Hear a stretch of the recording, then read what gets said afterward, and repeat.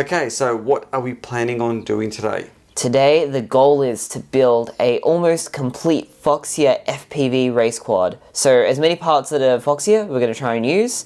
We've got the Caesar FPV race frame. You assembled this. How did it go? Assembly went really well. The carbon's really nice quality. Also, the TPU parts are printed really nicely too. Quite impressed with the way that actually went together. So what about the rest of the gear they've actually supplied us with? Yep, we've got the Cyclone 5146.5 props. I haven't used these before, so it'll be interesting to see how they perform. For the ESC, we've got their 45 amp ESC. I use this on my normal race quads, and I really love it. For flight controller, we're just using the standard Mini, and the reason we're using that is because we won't be using the extra functionality from the Pro version. So obviously if you needed the extra functionality, you would just use the Pro, wouldn't you? Yeah, and in this case we save a bit of weight. It's like 0.4 of a gram, but it's still something. But flight performance is going to be the same, because it's obviously using the same... Yeah, the gyro performance is no different. It's just a bit lighter. Okay, camera? Camera is a Foxeer Predator. I think it's a Nano that fits in this. Yeah, Nano is what we're going to be using for that. So that's this guy here. We'll get that out in a minute. And antenna will be one of their antennas too. The one of these guys here, I've got one in there already. Lollipop Micro, I think they're called. Yeah, so we'll see exactly how that performs. So I suppose get this stuff all unpackaged. Oh, I've got this guy, didn't I?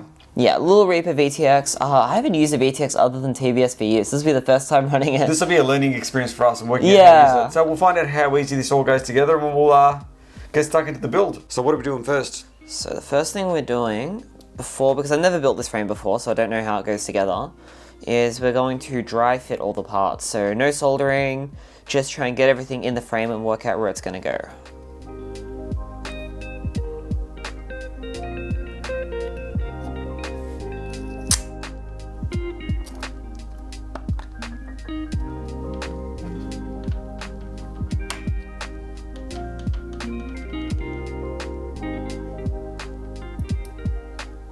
So all I just did then was get rid of the voltage sense cable for the camera. That's not something I'll be using, so I can just remove it straight away.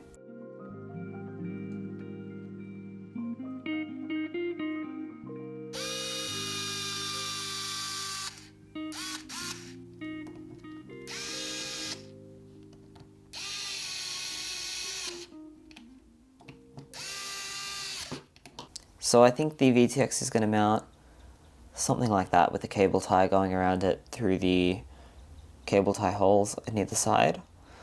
And then I've just got to work out where the receiver will go. First non-Foxeer part of the build. So have you worked out where the tracer is going to go? Or are we about to work that out now? Not yet. This is kind of probably the only challenge with top plate frames in general, which is a lot of them don't tend to have things laid out. That being said, I can't believe the VTX has its own home. Well, and the actual antenna length is just perfect, so I'm not sure if that... I'm guessing it is on purpose because of the fact that they do have proper cable tie routing options there. But... So that's going to be heat shrunk and then cable tied on, is that right? Heat shrunk, foam double-sided taped, and then cable tied on. Yeah. Okay. One cool little trick is to use the actual foam double-sided tape, so it's like a adhesive with a little bit of a thin foam in between. The reason being it just gives the components some degree of absorption, which really does help with longevity of the components. Okay, so I think I'm going to try and mount the RX back here and just have the wires go straight down to the flight controller. It looks like that's the best spot where it's not going to really interfere with anything. It's going to make servicing a bit of a challenge should I need to go in here and do any repairs, but it'll be a nice slick build and it should keep the components protected. So we've got the wiring diagram up for the VTX now. I'm happy with the placement of all the parts. So what we'll do is start wiring things up. Won't actually connect these to the flight controller yet, but just get all the cables and heat shrink all put in place.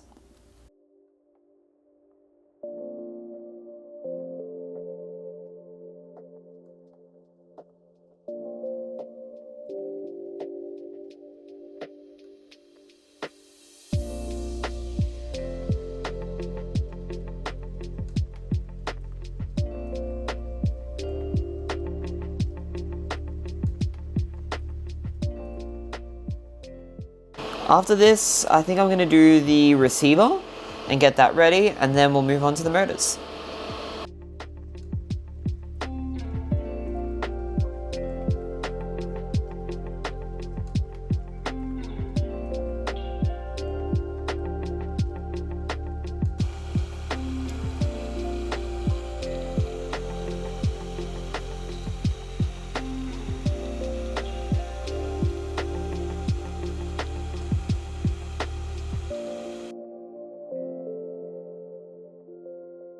So this is how I'm thinking it's going to go together. The next step is to see if the antennas will actually fit. So it's actually got a really good spot for crossfire. But for tracer, probably have to do some cable ties here. So that might go from here, follow this down. Yeah, it should be fine. I think we'll be okay.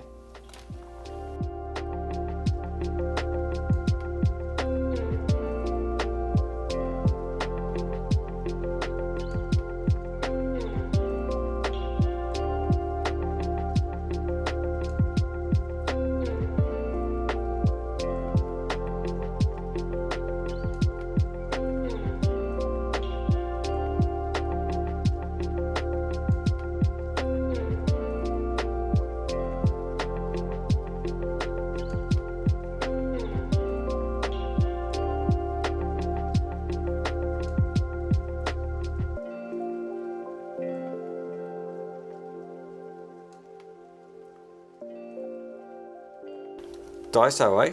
Yes, we're using their ever amazing double-sided tapes. Not sponsored by them. That'd be such a cool sponsorship. That'd be such a wicked sponsorship. But anyway, Double-sided tape sponsorship. Yeah.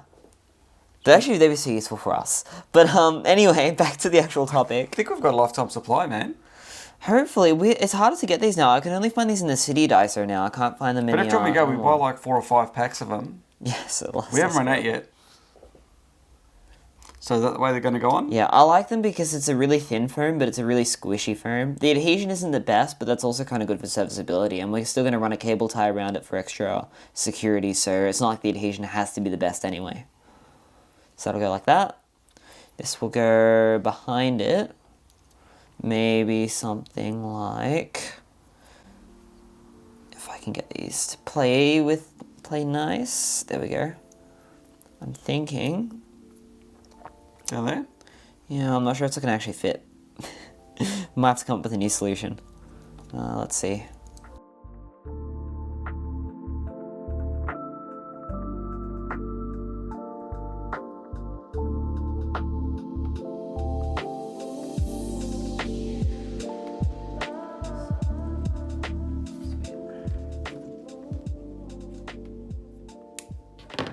So I think the antenna is going to go something like that. So we've got them on the rear arms. This wiring is nice and simple, straight down to the flight controller, and everything sits sort of nice and flush from the top view. That looks doable for sure, doesn't it? Yeah.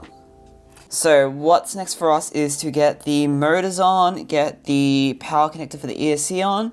So once we've done that, then the camera wire can go in, the wires for the VTX and receiver can go in, and it should all go together pretty seamlessly. And I wonder what motors we're going to use. Hee. Whoa. Oh, I can't believe I made these, man. I'm so proud of myself. So proud of these so much. Oh, that's so beautiful. If you're planning on doing more than 3 or 4 flights, always use Loctite. Otherwise, your motor bolts will fall off.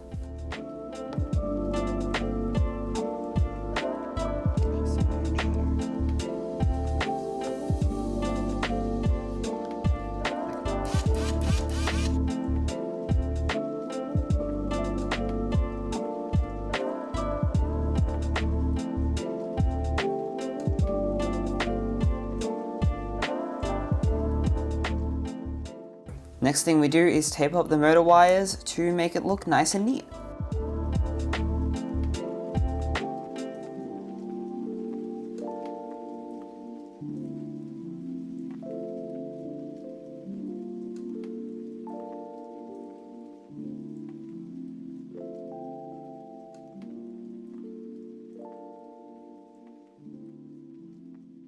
Next step is to solder up the motor wires. I think all I'm going to do is go closest wire into the closest pad, middle wire onto the middle pad, and then over the top, the furthest wire over the top pad. It'll look nice and neat, and I think it'll be an overall nice finish.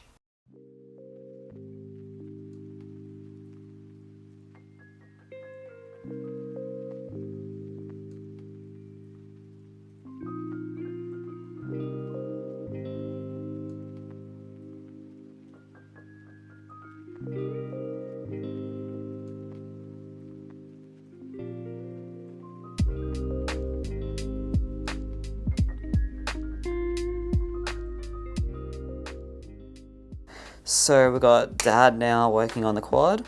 This is because his method of doing the XT60s is better than mine, or at least his skill is better, so... Is it actually bug? Yeah, it is, for sure. My theory is that each of us take on a role, and once we do, the other one decides that person's the expert, and we get lazy and we just let them do it.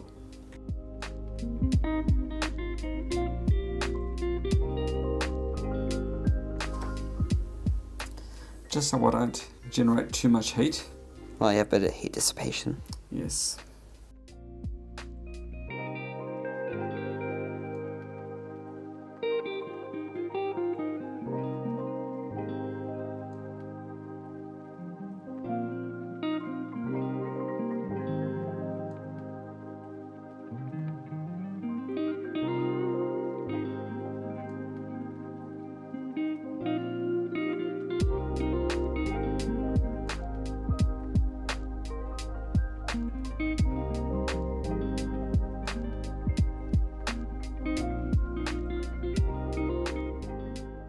For anyone building one of these, maybe do the XT60 cable first and then do the motor wires. Yeah, and especially remove the standoffs too. Give yourself some extra standoff room would to have work. actually made a big difference if we removed those. But look, it's on there, safe and sound. But I would probably advise, unless your soldering skills are quite good, remove these two standoffs. Right now I'm getting the capacitor in place. So just gonna bend these all to shape.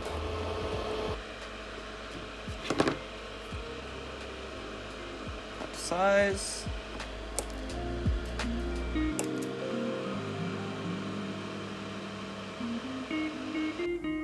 Do you reckon we should put something on this capacitor to stabilize it a bit, or just leave it floating? I think floating should be okay. I mean, like, we can always change later on and put a bit of heat shrink on there. So what's your thinking here? My only worry is the vibrations are going to vibrate it off slowly. So you actually want to get heat shrink around that? Yeah, but then also this is going to be moving whenever you plug it and Which means unplug it, you're which gonna will still put stress on it, I'd yeah. probably inclined not to worry about it at the moment, and maybe later on see exactly how we go. We may need to tweak that. What do you reckon? Yeah, it sounds like a plan. Okay, let's keep going. What's next? What's next is getting all the flight controller bits in. So we're going to grab... Look at this connector, man. That's tiny, so isn't it? tiny. Here we go. Hopefully I can fit this in. Might actually have to take the camera out, but I'm lazy, so I'm going to do the quicker, not quicker solution.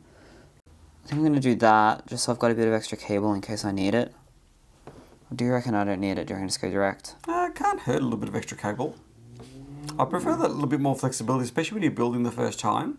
Like if you've built the aircraft more than once, then you actually know what you need to allow for and what you don't. But when it's your first build, I always like having that little bit extra. Might do something like that.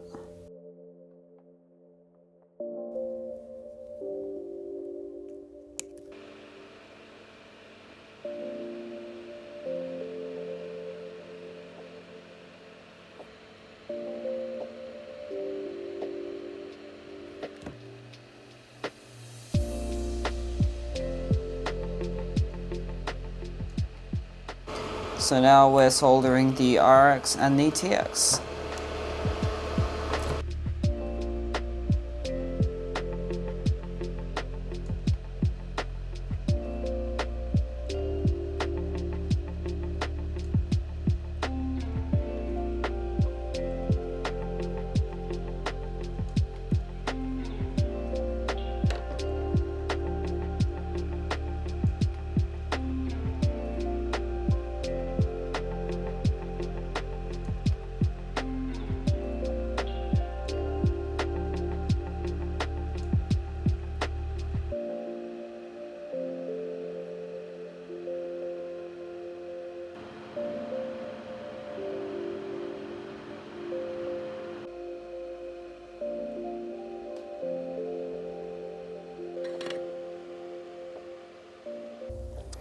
Okay, so...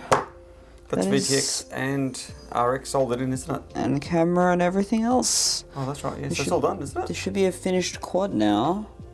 It's Let's probably do a it. few grams heavier than it needs to be. I added a bit of excess cable because this is the first time I've built it, so I'm not sure how many times I'll need to go back in here and tweak things.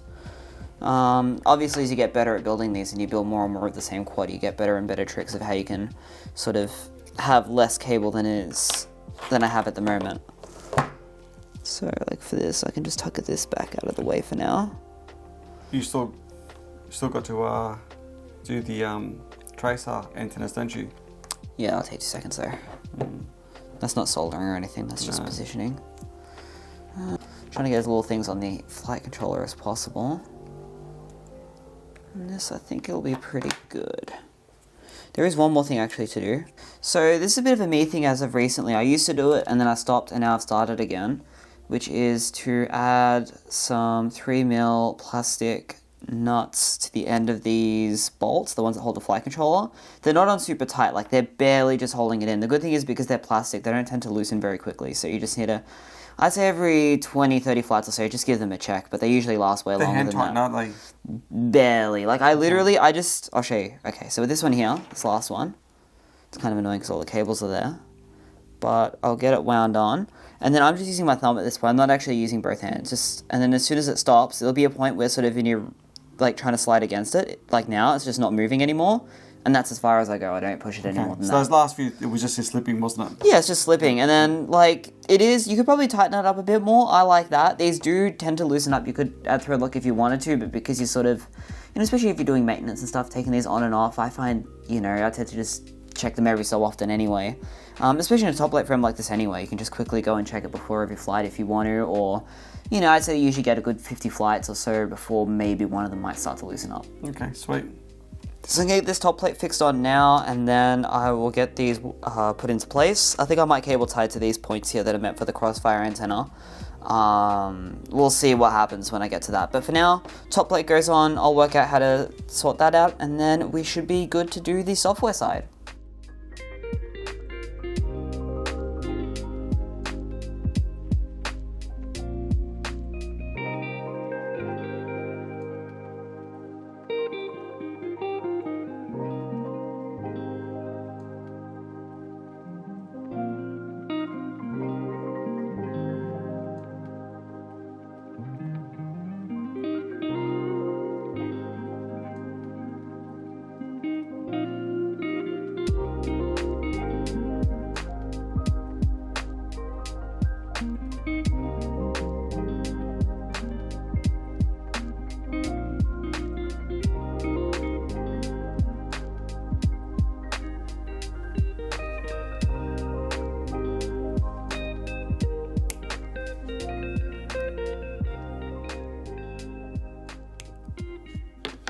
Okay, that's the completed build here. We still need to power it on, and we still need to get the software set up. But before we power it on, let's actually wait in case this does end up in flames. Let's at least see what the weight was going to be. Obviously, I'll end up rebuilding it if it doesn't work out, but we may as well find out what I did with this version. So, got the scale here, and I'll use this. So, and I'll put the prop nuts on, because the prop nuts are inclusive of weight. So, actually what I'll do, turn this on. Okay, so that's tarred out. So we'll put the prop nuts in here. And we'll weigh the quad just as it is. So that's 251 grams. Then what we'll do is add the battery strap. This is the Foxeer battery strap, so I think you can actually probably find lighter ones than this, but this is what they provide. And with that, you get... So without props... That's actually pretty light. That's without props. That's not too bad. Yep, and then we'll add their propellers that they've spec'd out for this.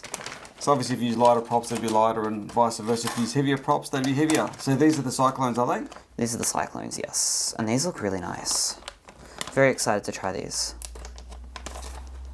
Okay. So we'll go... You're going to balance them on, are you? 1, 2... So this will be all up, flight weight, less battery.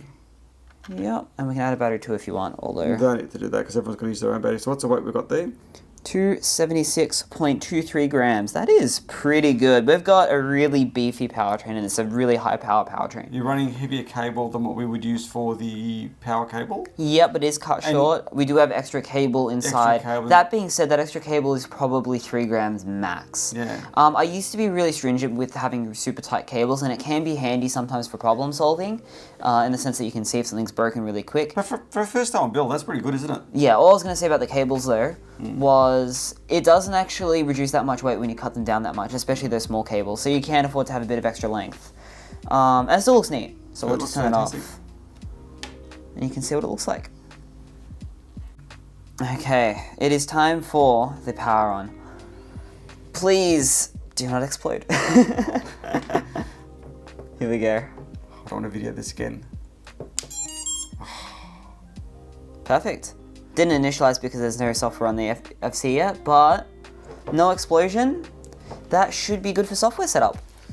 So that's it for the build, and we'll probably follow this up with setting up the software. So we'll go through how I tend to set up the software on my quads. It's a simple process for all of them. And then I guess maybe we'll even have a stab at a bit of a tuning video. Yeah. I've heard there's some really good progress in 4.3, so maybe we'll load up one of the nightly builds and see what we got. Sounds like a plan. Thanks for watching, guys. All the links will be in the description. Yeah, that's probably about it. If you've got any questions, do let us know down below. And as we learn more about this quad, we'll share as much as we can. Yeah, talk to you guys later.